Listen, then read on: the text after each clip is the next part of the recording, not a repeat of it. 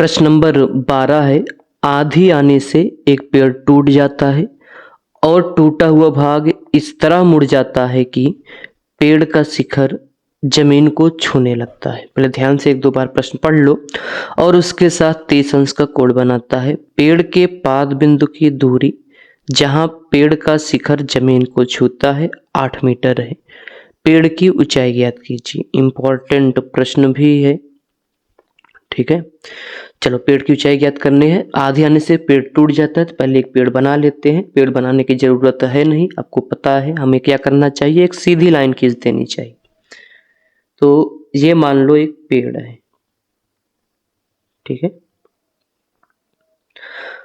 तो प्रश्न में बोला गया है कि आंधी आने से पेड़ टूट जाता है ना, तो चलो भैया, और इस प्रकार टूटता है कि शिखर जमीन को छूने लगता है। मतलब शिखर जमीन को छू रहा है तो ऊपर से ही टूटा होगा। तो चलो हम लोग एक रेड रेड लाइन बना रहे हैं और मान लेते हैं आंधी आने से यही पेड़ टूटने वाला है, ठीक है। चलो देखो, पहले नामकरण कर दो। एक पेड़ है जो आंधी आने से पहले, नाम क्या होगा इसका, ए और बी, ठीक है। यही पेड़ है, याद रखना। और यही पूरी पेड़ की ऊंचाई यहां से लेकर यहां तक है, तो चर्चा करेंगे हम लोग। आंधी आने से पेड़ टूट जाता है, चलो पेड़ को तोड़ते हैं। मान लो आंधी आई और पेड़ क्या हुआ, टूट गया। और कहां से टूटा, मान लो यहां से,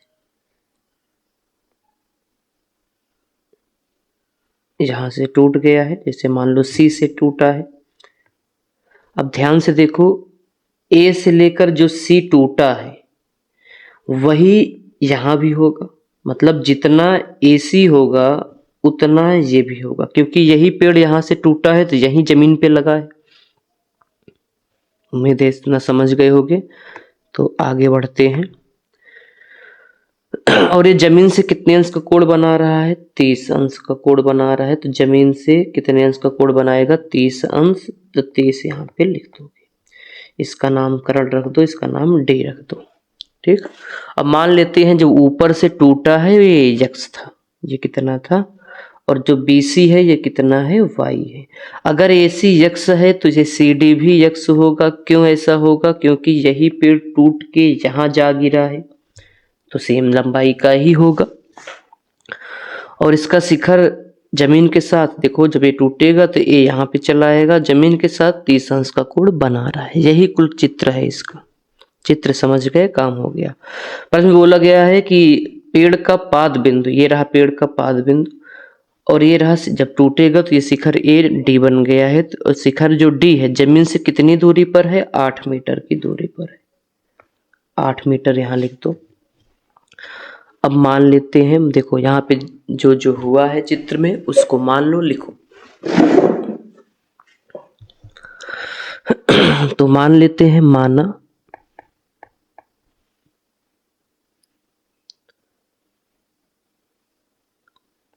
ऊपर से, माना ऊपर से पेड़ कितनी ऊंचाई पर टूटा है, यक्स ऊंचाई, यक्स ऊंचाई पर टूटा है, ऐसे मान लिया करो। अर्थात चित्र में देखा जाए तो AC बराबर कितना होगा, यक्स। अच्छा, यही AC जो है CD के बराबर भी होगा। चित्र में देख सकते हो, सब लिखने की जरूरत नहीं है। AC बराबर कितना होगा, CD की, क्योंकि यही पेड़ टूट के यही यहाँ पे आ गिरा है, ठीक। और हम लोग क्या माने हैं, BC बराबर, ऐसे इंग्लिश में ही लिख दो जो नाम माने हो। BC बराबर क्या हो, Y मान लिए।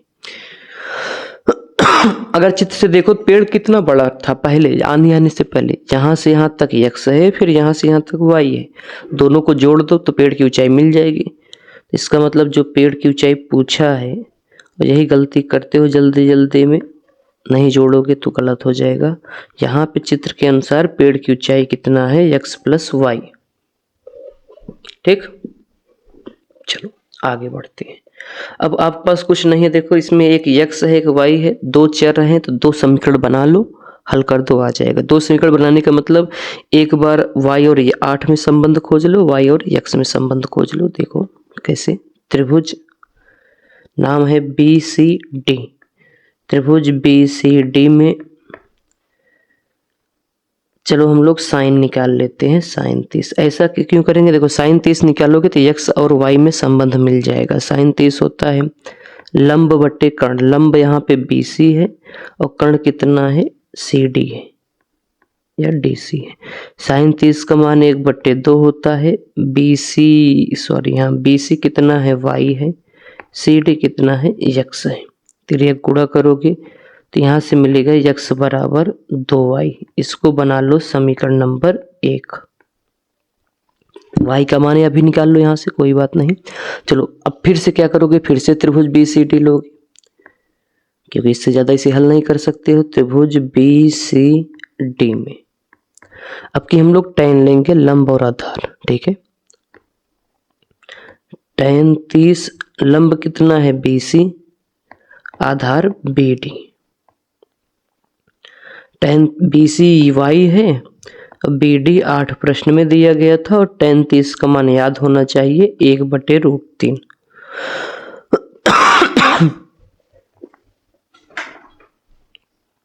तो ये गुणा करो, 8 एकन्नम 8, तो 8√3 बराबर कितना आ जाएगा, y। और हम आपको बताए हैं अगर हर में रूट आ जाए तो उसका परमेयीकरण कर दो। 8/√3, तो √3 से ऊपर गुणा कर दिए, √3 से नीचे, तो ये हो जाएगा 8√3। √3 का गुणा √3 में करोगे तो 3 आएगा, ठीक है। अब देखो हमें जो पेड़ की ऊंचाई था जो पूछा गया था, यहाँ निकाल दे रहे हैं। पेड़ की ऊंचाई, पेड़ की ऊंचाई चित्र में देखो तो यही था, A से B तक है, मतलब x और y जोड़ दोगे तो पेड़ की ऊंचाई मिल जाएगा। तो चलो पेड़ की ऊंचाई जो है वो किसके बराबर है, x प्लस y के बराबर है। चलो भैया देखो, x का मान हम लोग समीकरण 1 से देखें 2y है, यहाँ पे x के स्थान पे 2y रख दो और y रहने दो।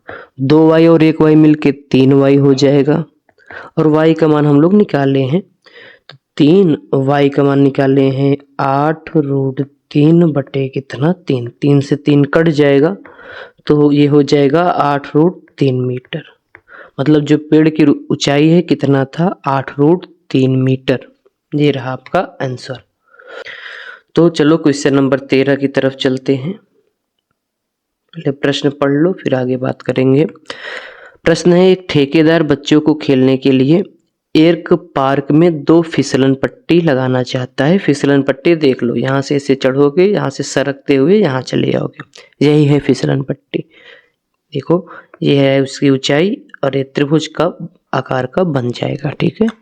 चलो 5 वर्ष से कम उम्र के बच्चों के लिए वह एक ऐसी फिसलन पट्टी लगाना चाहता है जिसका शिखर 1.5 मीटर की ऊंचाई पर हो। मतलब देखो फिसलन पट्टी ये है, तो ये फिसलन पट्टी का शिखर है, ये फिसलन पट्टी का पाद बिंदु है, ये शिखर है, फिसलन पट्टी का ये शिखर है, ये पाद बिंदु। पहचानोगे तभी चित्र बना पाओगे। जिसका शिखर 1.5 मीटर की ऊंचाई पर हो, मतलब इसकी शिखर जो यहाँ पर है, यहाँ जमीन से देखा जाए तो कितने मीटर हो, 1.5 मीटर हो। फिर और 30 अंश पे झुका हो, जबकि इससे अधिक उम्र के बच्चों के लिए 3 मीटर की ऊंचाई पर हो, मतलब और बड़ा बनाना पड़ेगा। मतलब 2 चित्र बनेगा इसमें, दोनों को हल करोगे। इसको हटा दे रहे हैं समझाने के लिए, ये था।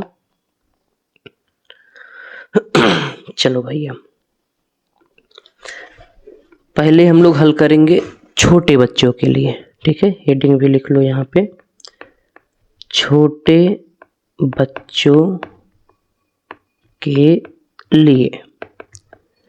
छोटे बच्चों के लिए क्या है, देखो फिसलन पट्टी 5 वर्ष से कम उम्र बच्चों के लिए ना। छोटे बच्चे मतलब चलो 5 वर्ष से कम उम्र के लिए ही, चलो कोई बात नहीं, छोटे बच्चे 5 वर्ष से कम ही होंगे।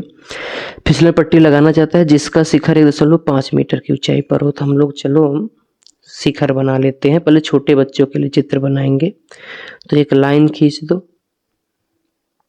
इसकी ऊंचाई कितनी होनी चाहिए, प्रश्न में बोला गया है 1.5 मीटर होनी चाहिए। इसका नाम रख देते हैं A, इसका नाम रख देते हैं B। ये फिसलन पट्टी की ऊंचाई होगी। और देख सकते हो फिसलन पट्टी कैसे था, तिर्यक था ना, ऐसे ही ये रहा। तो इसे भी बना लेते हैं।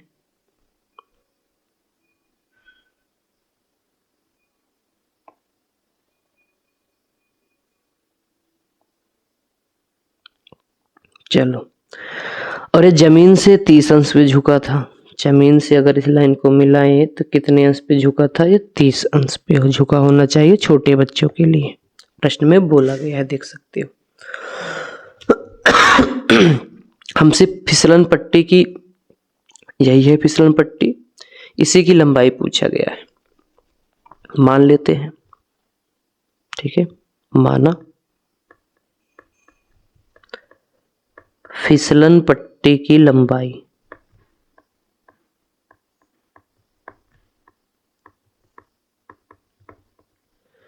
चलो x मान लेते हैं, x मीटर है, ठीक है, क्योंकि मीटर में दिया गया है तो मीटर मान लो।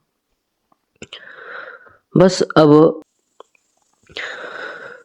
तो त्रिभुज ले लिया जाए, नाम रख दो इसका सी। चलो, ए बी सी में, त्रिभुज ए बी सी में देखो, कोण के सामने का भुजा लंब होगा, ये कर्ण होगा, लंब कर्ण में संबंध साइन रखता है तो साइन ही लोगे, साइन नहीं लोगे तो ये मिल जाएगा। ये तो हमें पूछा नहीं गया है, जो पूछा है उसी हिसाब से संबंध खोजा करो। तो साइन लेने से काम हो जाएगा। साइन 30 बराबर लंब बटे कर्ण। लंब कितना है? ए बी, और कर्ण कितना है? बी सी, ठीक। साइन 30 का मान 1/2 होता है। ए बी का मान यहाँ पे 1.5 दिया गया है। बी सी हमें ज्ञात ही करना था, जो कि यक्स माने हो। यक्स 51 यक्स, 1.5 दूना 3, 15 दूनी 30 मतलब 3.0 मतलब 3 मीटर।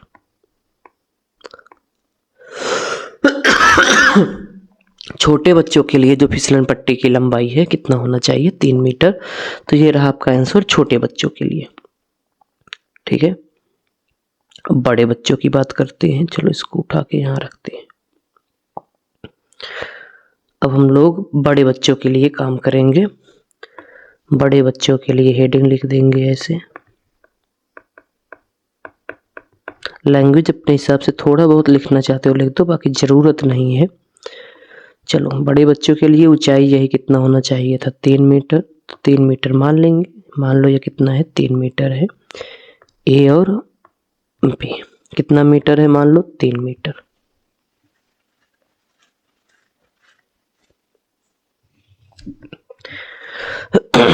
और अब जब 3 मीटर है तो इसका देखो जो कोण बन रहा है फिसलन पट्टी का जमीन के साथ, वो आपकी 30 न बन के 60 बन रहा है। कितना बन रहा है? 60। चलो, पटरी से लाइन खींचना, जल्दबाजी बिल्कुल नहीं, समय होगा आपके पास।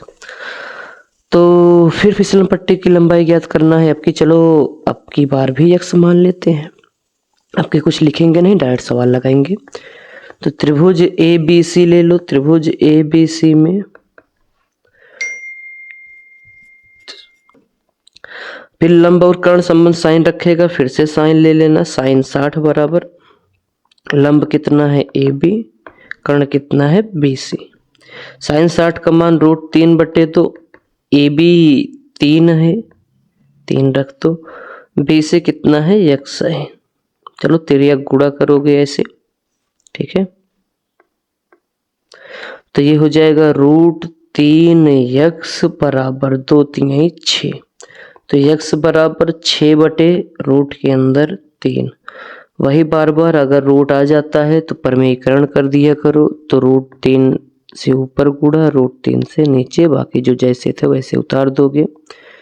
तो यहाँ से यक्स बराबर हो जाएगा 6 √3, और √3 गुणा √3 में करोगे 3, 3 का नाम 3, 3 दूनी 6। तो यक्स बराबर यहाँ से मिल जाएगा आपको 2√3 मीटर। कुल मिला के चित्र बना लो। समकोण त्रिभुज में साइन कॉस टेन जो आवश्यकता हो निकाल लो। हम लोगों का सवाल सॉल्व हो जाता है। तो ये रहा क्वेश्चन नंबर 13। अब अगले वीडियो में हम लोग अगले प्रश्न की बात करेंगे, 14 15 16 या जितना हो सकेगा। तो इस वीडियो में इतना ही। मिलेंगे हम लोग नेक्स्ट वीडियो में, तब तक के लिए बाय बाय।